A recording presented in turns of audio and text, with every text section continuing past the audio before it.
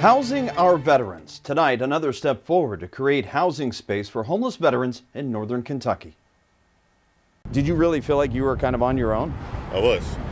At the time, that's how I felt. William Bonner spent 10 years in the United States Army, serving in Operation Iraqi Freedom and other military missions. His separation from the Army was like ripping a Band-Aid off. Transition was difficult.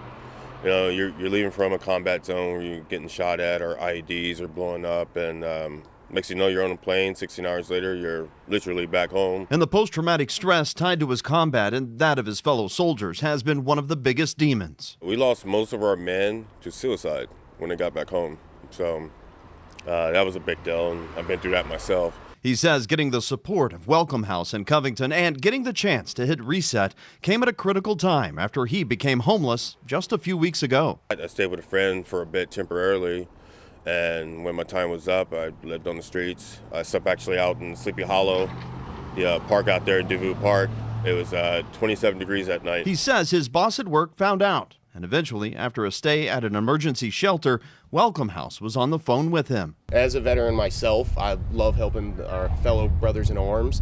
Kevin Dorning served in the Army National Guard as military police. He now manages the VA program at Welcome House, a shelter focused on all individuals who are homeless, but now has an opportunity to focus specifically on veterans. We currently have 4 veterans in the program. We have 10 beds, so I have 6 available slots for veterans that are deemed eligible. Through a grant with the VA, come April of this year, this building and the sleeping area will get some upgrades tied to those grant dollars. Get the wall lockers, get some dividers, make it a more personable space for the veterans. He adds, this is much more than a warm cot and a warm meal. It's all about getting the veterans back on their feet, self-sustaining and successful. And if an individual doesn't have a job, we help them get employment. If they already have a job, we make sure that they have secure transportation to get there. Definitely increases morale. For William Bonner, it's a chance to start anew with skills to fulfill a transition from the service that he says he wasn't given when he left the Army in 2016. So something like that is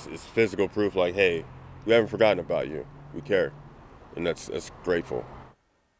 Per VA policy, Welcome House says they COVID test each veteran upon entry into their program. And if you are a veteran and find yourself suddenly homeless like William did, reach out to Welcome House to see what services they can offer you.